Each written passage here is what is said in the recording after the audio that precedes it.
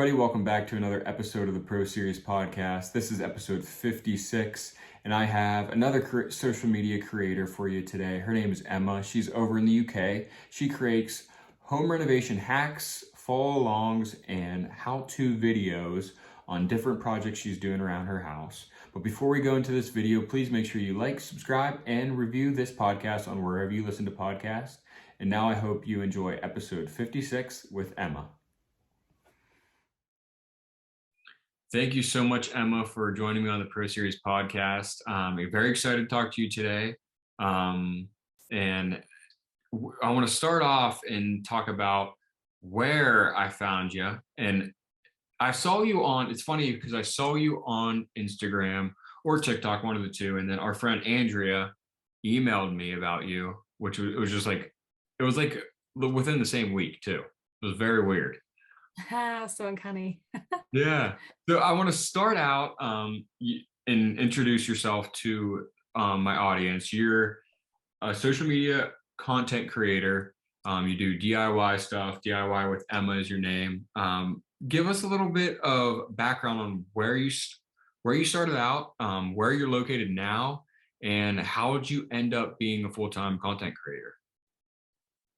Yeah, I mean, great question. So I started about 4 years ago on Instagram, just uploading videos of what I was doing. And at that time, they were just time lapses because I would just record what I was doing start to finish because I thought they were kind of satisfying to watch. Yeah. And I uploaded those to Instagram, but the video format wasn't really that big on Instagram then. In fact, it wasn't prioritized at all in the algorithm. So a lot of my content didn't really get seen.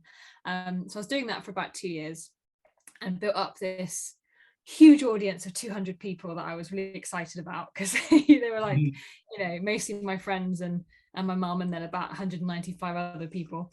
And and at the start of lockdown, so March 2020, I noticed that TikTok had kept on marketing themselves to me, like on every advert that I saw, it was, oh, you should join TikTok. And I was like, oh, okay then, I think a lot of people did that at the start of lockdown. They were furloughed from work or just a little bit bored, working from home, and joined the app. And I was one of those people. So when I did join, I had 2 years worth of DIY content that I'd already created that I just started uploading to see if people would be interested in it. And at that same time, we actually went into our first lockdown, and lots of people discovered that they didn't have access to the tradespeople that they needed. So they were looking on the internet for how to do DIY, and the search term for DIY skyrocketed in March 2020 because everyone was looking for the same thing. And so people on my videos would say, oh, how did you do that bit? Or what tool did you use there? And that's how I started doing some slightly different types of videos. I was doing then DIY hacks. So anything that I thought would help save somebody time or money, or have to save them, going out and buying a tool, for example. And also started to do really simple how-tos of how to complete certain things. And that's kind of where it started to get a little bit more interesting for me, because I noticed a lot more people following my account. And it was a year later, which is just over a year and a half ago now, that I decided that I would give it a go as a content creator, which was kind of a bit crazy for me, because I had a number of years ago, someone had said, well, what do you really want to do? What job do you really want? We're having this heart to heart, sat in a hot tub in some hotel in Australia. And my sister's like, so what do you really want to do? I'm like, well, I kind of want to be a YouTuber, and it's kind of comical because I knew at that time that it had become the most desirable job for young people to have. If you did like a poll, they would always say, well, the job that I want is to be a YouTuber, because it was just so incredibly popular and desirable as a job.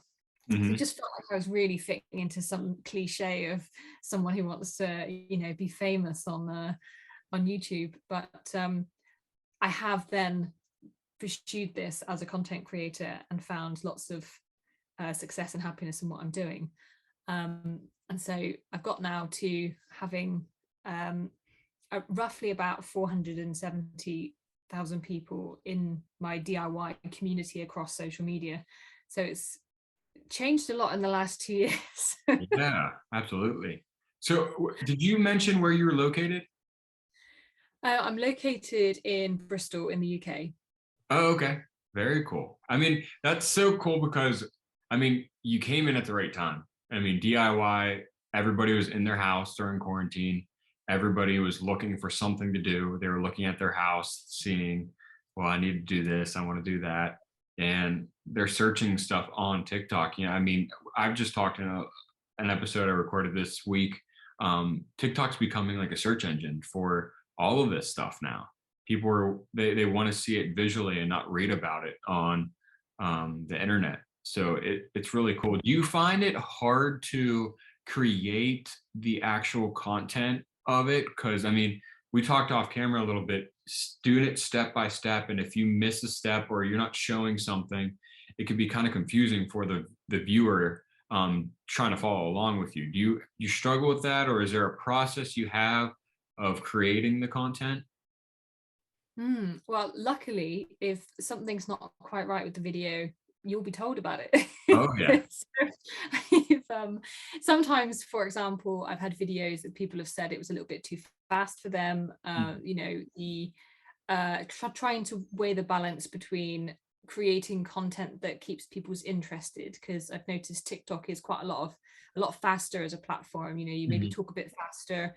um, I've always said one of my trick for getting people hooked is to take the first half of the first word away from the audio, because when someone's quickly going through with their thumb swiping down, some people take that first breath to start speaking, and that's enough time for someone to be bored by what you're saying, and they move on. So if True. you start your first word all the way, halfway through, here's how to do this, you're kind of already in a conversation with them.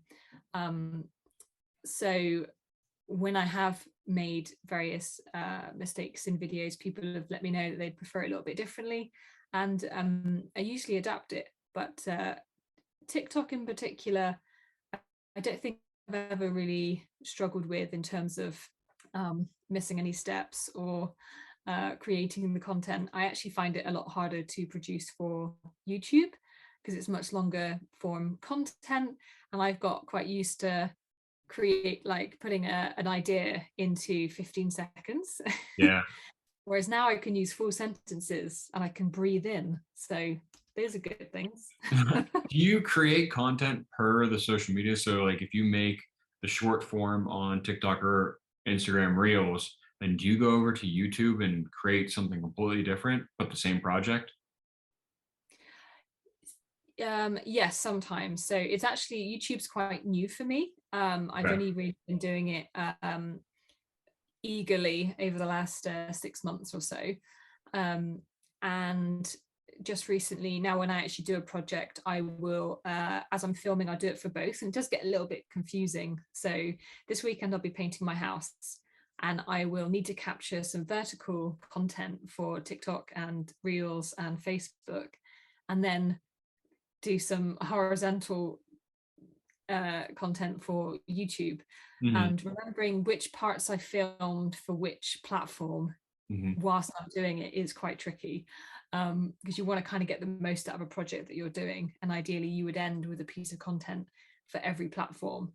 But I do try and do that. I do try and make use of the content that I have.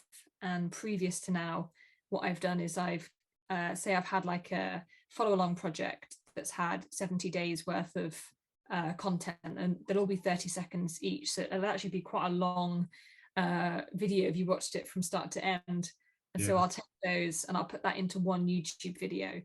As I obviously didn't create any longer form content when I was doing that at the time because I wasn't really that active on YouTube. Hmm. Do you think you have a marketing background, correct? So I have a business and project management back. I've Okay. had quite a few jobs. So my true background is clothing. So that's what I studied at university. And Okay. that's, I think, part of where my interest and perhaps experience in putting materials together comes from, as it's Oh quite yeah. similar. If you know Oh how yeah. to put a dress together, then Hmm. you're probably going to be able to put a wardrobe together. Um, and I went on to do that working for the Ministry of Defence Oh. over here in the UK. And then went on to be a project manager, was working on really generic projects, like any kind of procurement project you can think of. And then went to work for a consultancy as a business change manager, so helping businesses change. Um, and never really actually got too involved in marketing until I started working with brands for my current business. And I Oh, okay. actually I know, like I think about it, and I've got a lot of experience, but not actually much of it was in marketing specifically. And it was the only subject in my MBA that I almost failed. So I don't know how I got here. Yeah, that's funny. That's actually bringing me up to another point that I wanted to hit. In the beginning, I kind of tried to emphasize that you're a content creator. I think a lot of people kind of don't really know that term now. I think most people think, well, if you're putting your face on Instagram and you have a lot of followers and you're trying to do something, sell a product or something like that, you're a influencer, and you probably get that a lot. People probably call you that. And I said kind of off camera, it's kind of belittling, and I'm not saying that influencers have it easier, because they don't. They still have like the marketing and all that stuff, but the difference between is content creating, you are literally creating the content. Influencers, they are selling their lifestyle, and that's, you kind of just have to think of like, everybody has that person that you graduated with was like a, try to become like an Instagram model or something, that, and they're selling beauty products or shirts or some type of clothing. That's what an influencer is. Yes, content creators still sell off a product, but for the most part, they're in a creative job that are creating content.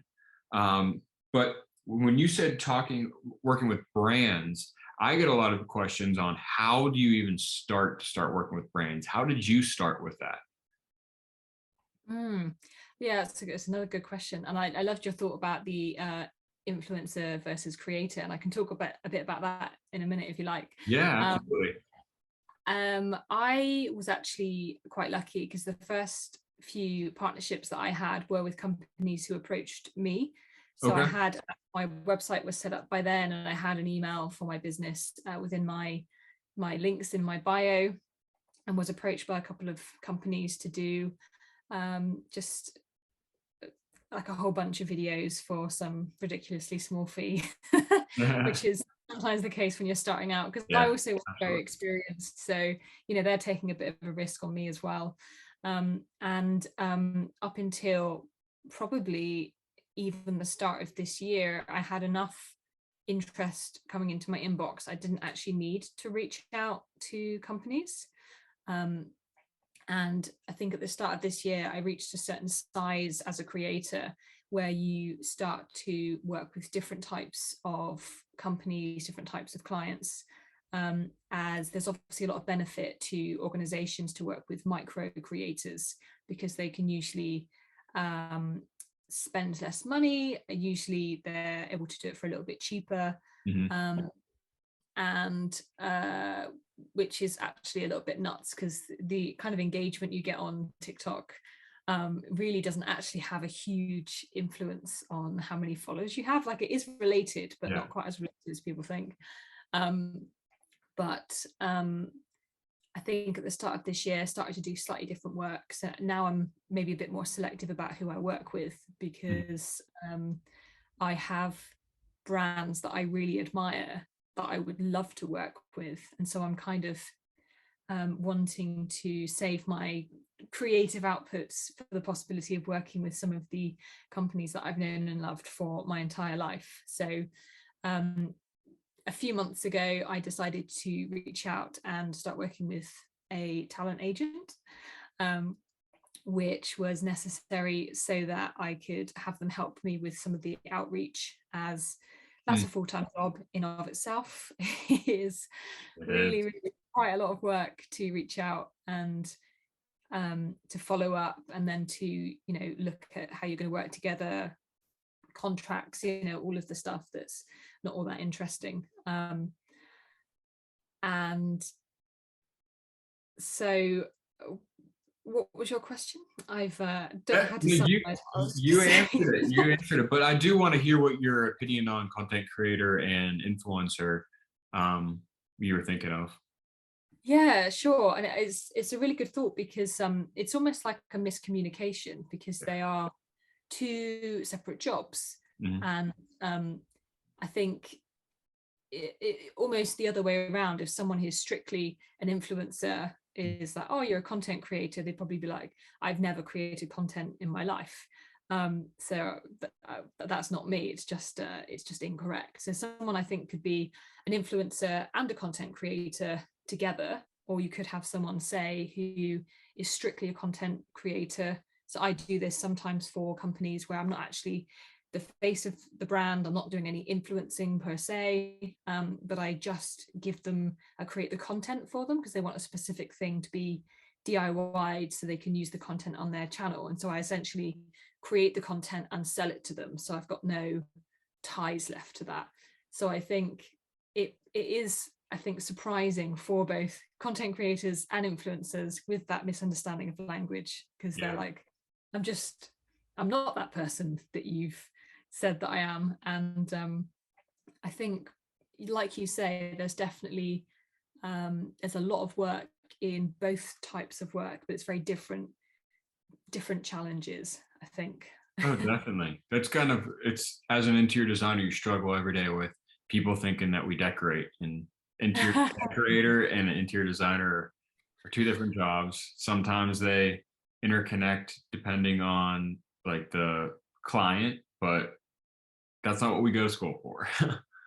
Yeah, and I totally confess that I did used to mix those up. Oh yeah. Well, the media doesn't help at all. Social media and TV, they portray it as it is a decorator.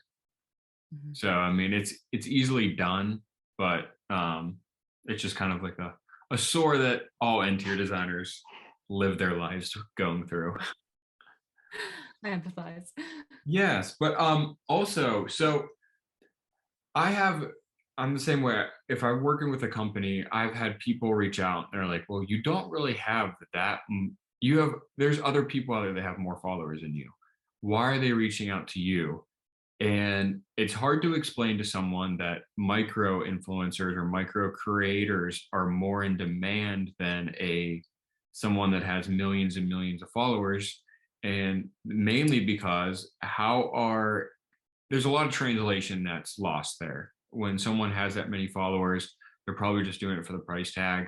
Um, when it's usually someone that's micro, they have a lot more connection with their followers. You lose that. There's a lot of disconnect there. But have you run into that issue with people judging that, or are you just justifying it yourself? Yeah, I mean, it's definitely something that I run into all the time, because my account's engagement at its current size will really Mhm. fluctuate throughout the year. Because, for example, in August, everyone's on holiday, people are away, they're doing fun things that aren't sitting on the internet scrolling until Yeah. 2 a.m., and good for Yeah. them.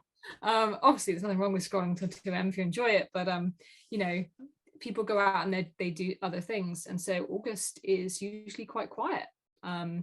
And that is evident through my engagement rates, and on the face of it, that could look like things aren't going well, Mhm. or unless you're having a really active period of growth where you're intending to grow your account, it's completely normal to get attrition where people naturally leave, they fall out of interest with Mhm. your account, or it's just not good timing, or they fix the thing that they wanted to, that they followed you for.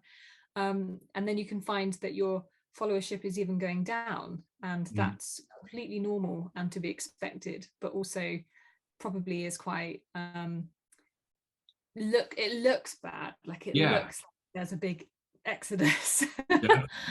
Yeah, Um, and like especially, I don't know about you, but Instagram, they've changed a lot of their rules and how the algorithm, their how everything is seen by viewers, and it's really hurting people across the world.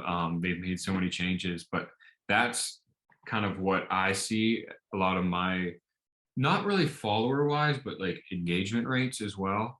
And if you're posting on multiple platforms, they're going to see it on, you know, TikTok and they'll like it or they'll view it. But if they see it on Instagram, they might just skip over it because they already saw it on TikTok or mm, vice versa on Facebook. So you kind of have to take into account as you grow, they're not going to like and comment on every single platform you're on. Um, and I think a lot of people forget about that too. yeah, I mean, it's something that I've actually been working on this year, where I've grown now to a certain size that I want to offer my audience something a little bit different on each platform. Hmm. So that it's interesting for them, because I don't follow people on lots of platforms because if they produce the same content, because it's just a bit pointless. Yeah. And so I kind of started mixing that up a little bit. And just on what you were saying about like the engagement and micro influencers, so I had another thought on it. I find that there's different types of content that you can put up Hmm. that serve different needs. So if you're looking for breadth, maybe you want to reach new people, you want to show your account to, thousands of people that haven't seen it yet, you might produce something that you think is very likely to go viral. Hmm. If you're looking to, nurture your community, you'll do something that's depth rather than breadth. So you'll create something that, is an in joke with your current followers, something that is low value in terms of what it's offering, but it feeds that core community, and it wouldn't necessarily interest the wider community. And on your engagement rate, if you produce content that is seen by a smaller number of people, your engagement rate goes down, which is crazy because your engagement has improved Hmm. because you are building community through those videos. And it can be really tempting to just produce content that goes viral and meets lots of new people. And you don't know those people yet, so you haven't had a chance to build community with them. And the likelihood that they'll engage with your subsequent content is uncertain. I had a video go viral, I think last week or the week before, and it wasn't my usual content. It was just something that I put up. It was actually on my day off that I just a little bit addicted to making content, I think, because it was my day off. I created this video about my like local nature reserve, and it's now my most viewed video. It's got 6.1 million views on TikTok. Yeah. um it's not my normal content, so I've had to make people aware in the comments, like, oh, if you like DIY, that's what I do here. Follow for DIY. Don't follow for information about fish, because that's not what I do here, and you'll be Yeah. disappointed. Because I want people to follow who will be interested in my content for the longer haul, because I want, when they're going through their videos, for my video to be the one that they stop on because it's interesting. Yeah. Dude, that's very cool. Last question I have is most of your DIY stuff, is it in your house? Like your own personal house? So Yeah. what are you gonna do when you're completely done with your house? You just gonna move? This is actually it's a question that's really common. I get it quite a lot. I don't know why I find it funny. I just do. I think first and foremost, it never feels like it's done. Like no matter That's true. how much my house is done, it seems that other stuff kind of comes up. So there is that part of it. So there's always something for me to focus on. Um, but also, usually when people ask me that question, they say, oh, so what are you going to do? What are you going to do afterwards then? you can come around mine if you like. I've got the radiators need changing and the door frame keeps falling off. And, and so I've got a whole list of friends' houses that need doing up if Yeah. I find that I'm not quite getting the content that I need. But generally I would like to do up another house. I, really like where I live now, but it's not my dream home. So I do have other properties in front of me. Yeah. Perhaps when I have built up my business to something that's more mature. Very cool. Reason I asked that is I get that question a lot because a lot of my account, I do a lot of my own house, and my answer is I'll just buy a new house. 'Cause, I mean, you get bored, and when you're creative, you want to start doing another project. I just finished a project, and I'm already thinking about doing the next thing, and it just never stops. And is that project finished? Like, are you able to finish a project before moving on to the next one? Um, Usually, but this one is, I say it's done for one post, but there's another part of it that I'm still working with a company on, so it's not technically done. And and it's a good way to spread out your posts and work with companies in different ways to kind of highlight their product. Because if you join too many companies into one post, you kind of lose interest in one of the companies that are in the post. So spreading it out was kind of my goal there. Nice. Yeah, I totally relate to the itch to move on. I'm usually about 1 or 2 rooms away from being finished before I'm like, I want to move. I Yeah. want to go. To be honest, I probably would move now, even though I've not quite finished this house, because I love the discovery of a new house. It's just such a wonderful feeling. It is. Yeah, I 100% agree. I always like look on realtor.com, like, and looking at all the houses for sale and just flip through them like, ooh, I could do that there. I could do that there if I bought this. It's always a constant thing with me. Yeah, it's getting the keys and opening the door and finding, discovering that there's maybe some boxed in secret doors, or there's like, Yeah, it's it's just always fun to kind explore. of Yeah. my Well, thank you so much, Emma, for joining me. I want to end with where people could find you on all your social media platforms, what social media platforms you're on, and anything else you want to promote. thank you. So I am DIY with Emma on all platforms. Well, not all platforms in the world, but Pinterest, Instagram, YouTube, TikTok, Facebook. I'm also on Twitter, but I really don't have anything interesting to say, so I don't really post on there very much. And I've also got a website where you can find some blogs, and I'm just in the process of developing a DIY course for new homeowners. So the kind of thing someone could pick up. They're just buying their first house and they just want a 101 of all they need to think about, what they need to maintain, and things like that. So that's in the pipeline for this year, hopefully. Perfect. Yeah. So everybody make sure you follow her. Stay tuned to that project. And Emma, I'm so happy that you joined me today and took some time out of your schedule to hop on a call and be on the Pro Series podcast. Thanks so much for having me on.